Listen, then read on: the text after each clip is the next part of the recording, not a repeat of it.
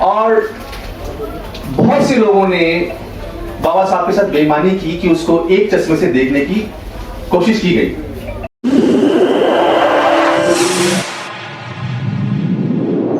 इस news channel पर जो भी वक्ता ने कहा वो उसकी अपनी राय है, जिसकी पुष्टि नेशन न्यूज इंडिया नहीं करता। धन्यवाद। मुझे लगता है कि जब किसी भी कार्यक्रम की सफलता, जब उस्मान चौधरी साहब जैसे लोग, डीडी शर्मा साहब जैसे लोग जब मंच पे बैठे होते हैं इस प्रकार के प्रोग्रामों में, तो मुझे लगता है कि बाबा साहब का जो समानता का विचार है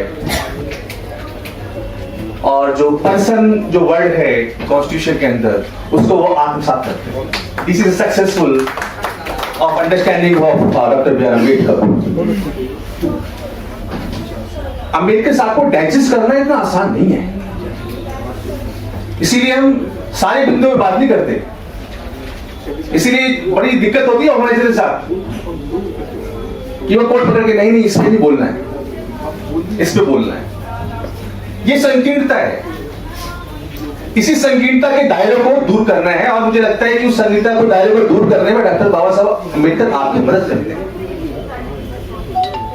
चाहे वो महिलाओं का विषय हो, चाहे मजदूरों का विषय हो, चाहे वकीलों का विषय हो, चाहे किसी भी व्यक्ति का विषय हो, उसमें डॉक्टर बाबा साहब अम्बेडकर का एक बहुत गहन अध्ययन है और गहन अनुभव है, जिसको उन्होंने अपने जीवन में किताबों के अंदर भी लिखा।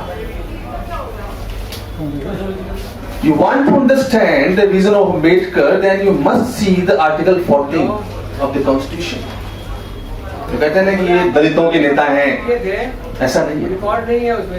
उनका यूनिवर्सल थॉट आपको आर्टिकल 14 और 21 में मिल जाएगा, जहां पर उन्होंने सिटीजन वर्ड यूज नहीं किया, पर्सन वर्ड यूज किया।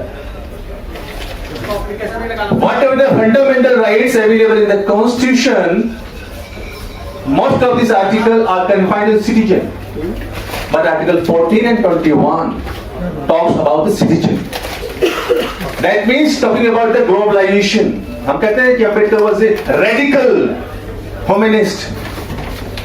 अगर आप एक जगह बाबा साहब को रेडिकल ह्यूमनिस्ट भी कह रहे हैं और दूसरी तरफ सिर्फ दलितों का मसीहा लेकर के आप उनको दे रहे हो, तो आप उनसे बेईमानी कर रहे हो, उनके कैरेक्टर से बेईमानी कर रहे हो।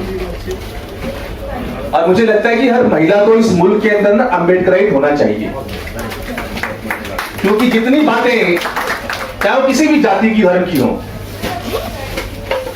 मेरी तो भाई ब्राह्मण है, तो मैं कहता हूं भाई तुम भी अम्बेडकराइट क्यों नहीं हो जाती है? तुम्हें सुनती तो हूं, तरह आती है। बिकॉज आजादी से पहले जितने भी वुमेन्स को लेकर के लॉ बने हैं, चाहे वो मैटरनिटी बेनिफिट एक्ट हो, चाहे माइंस की मैटरनिटी बेनिफिट एक्ट हो, जितने भी लॉज हैं उसमें अम्बेडकर साहब की काफी भूमिका रही है। यहाँ पे लोग अपनी पोस्ट नहीं छोड़ते, प्रेसिडेंट साहब हैं, सेक्रेटरी साहब हैं, डीडी शर्मा जी, ये 2 साल का इलेक्शन है, जब 3 साल खिंच जाए, 4 साल खिंच जाए, ऐसा होता है। एक सेकंड, हमारे बीच में हमारे सेक्रेटरी साहब हैं, पहले तालियां बजा के उनका स्वागत करें और मैं तुम शर्मा जी से कहूंगा को मंच पर अपने स्थान को ग्रहण करें। So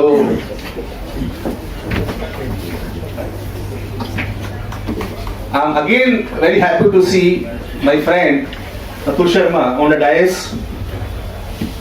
Though he's our secretary, मुझे नहीं पता था एक दिन ऐसा मौका मिलेगा कि मंच पे बैठे मैं ऐसे बोल रहा हूँ, but I will feel very happy. इसी जाति व्यवस्था को तोड़ने का जो बात किया ना अम्बेडकर साहब ने, और वो टूट भी रही है, इसका परिणाम है मंच पर बैठे हुए साथी लोग। सो अंबेडकर साहब को किसी भी पर्टिकुलर विचार में कन्फाइन करने की जरूरत नहीं, ये मेरा अपना व्यक्तिगत मानना है, उससे आप सहमत भी हो सकते हैं, असहमत भी हो सकते हैं, और इस सहमति और असहमति का राइट मुझे बाबा साहब ने दिया कॉन्स्टिट्यूशन के अंदर।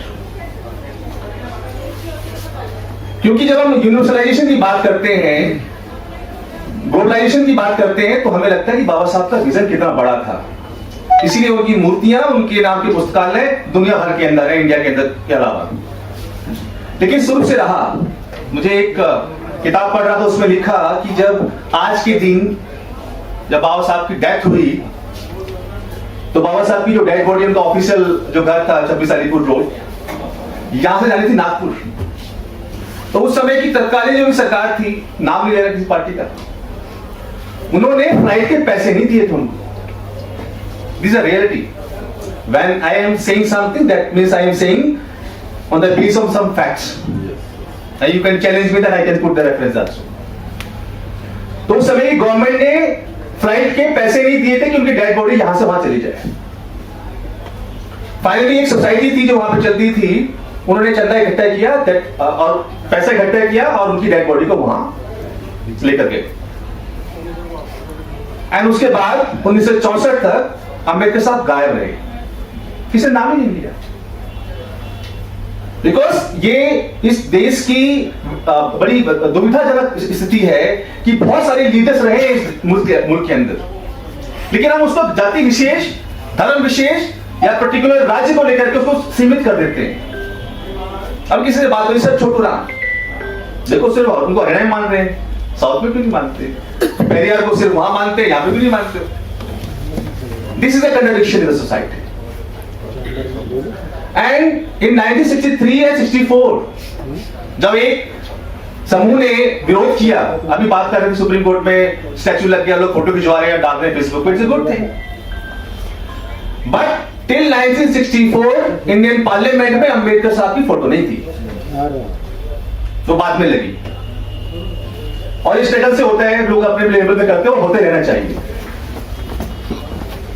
It's a good. और इससे स्टैचू से पहले सुप्रीम कोर्ट की लाइब्रेरी है, उसके अंदर स्टैचू लगा था, मिस्टर गांधी है जो बहुत बड़े फेमस आर्टिस्ट हैं, उन्होंने बनाया वो। इसकी जरूरत क्यों? Why we are not accepting him as a citizen of this nation?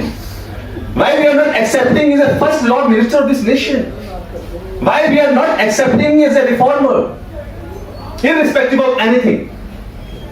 But somewhere our mental faculties restrain ourselves not to accept him as collectively, as a whole. यही दुविधा है। अभी मुझे मेरे से पहले वाले जो स्पीकर थे, उनसे एक बात पर मेरी असहमति है। जब बाबा साहब ने के पास बात आई कॉन्स्टिट्यूशन डिबेट के अंदर, तो उन्होंने बात कही कि जब तक किसी भी मुल्क में सोशल डेमोक्रेसी एस्टेब्लिश नहीं होगी, you cannot ensure the political democracy. When we are talking about the social democracy, that means there must be equality, liberty and fraternity.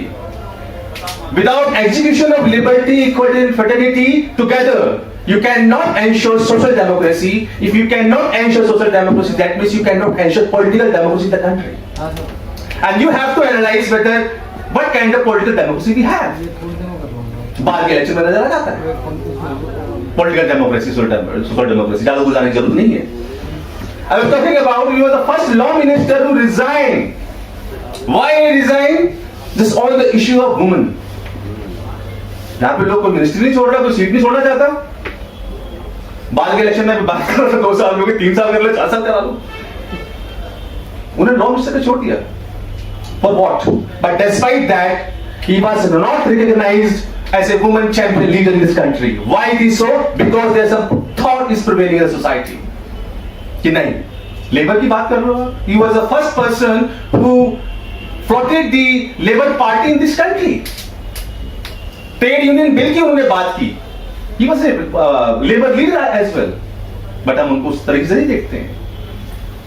Constitution में आप कोर्ट में जब जैसा सवाल पूछ लेते हैं कई बार कि अच्छा ये बताओ कैसे हुए, हवा निकल जाती है वकीलों की, मैंने कई बार देखी है।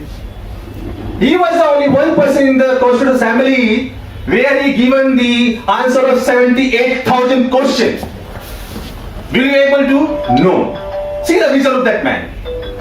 So you cannot confine him with a caste identity only.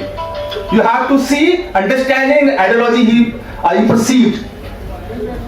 कोई अम्बेडकर दूसरा पैदा नहीं हो सकता, नहीं हो सकता। Why? Because what kind of sacrifice he has done in his life, nobody can do. 4 पैसे आते हैं, लोग पोजीशन पाते हैं, लोग भाग जाते हैं।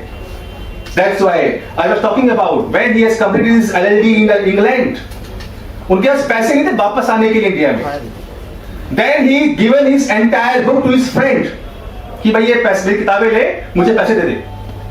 उसने पैसे दिए, उस पैसे में उन्होंने अपना टिकट बुक किया जो पानी वाला जहाज था उसके अंदर, और वो डायरेक्ट नहीं मिला इंडिया के लिए, वो श्रीलंका तक गए। उस पानी के जहाज में उनको क्लास 1 क्लास 2 के अंदर भी जगह नहीं मिली जहां पे जानवर बैठे थे। And it's a true fact, I can place everything on a record. He was sitting with the animals till from England to Sri Lanka. Then he got down at Sri Lanka, वहां से वो चेन्नई आए, चेन्नई से उन्होंने train पकड़ी and then get down at Bandra station. ऐसे जियो। उसके बाद वापस इंडिया में किस प्रकार की चीजें थी उन्होंने आपने देखी। Was ready to sacrifice in his life. मेरे पास कुछ पैसे हो जाएंगे, I will try to purchase some good car, good house, etc., etc. But his entire life he sacrificed everything. Nobody is ready right now. So we are here to organize programs. We are trying to collect chanda. We are trying to progress ourselves only. We don't have idea of social emancipation in ourselves, and we need to find out. We need to check out ourselves whether we are really Ambedkarite. Really हम सोचते हैं कि हर साल 14 अप्रैल या 6 दिसंबर मना के काफी है? No.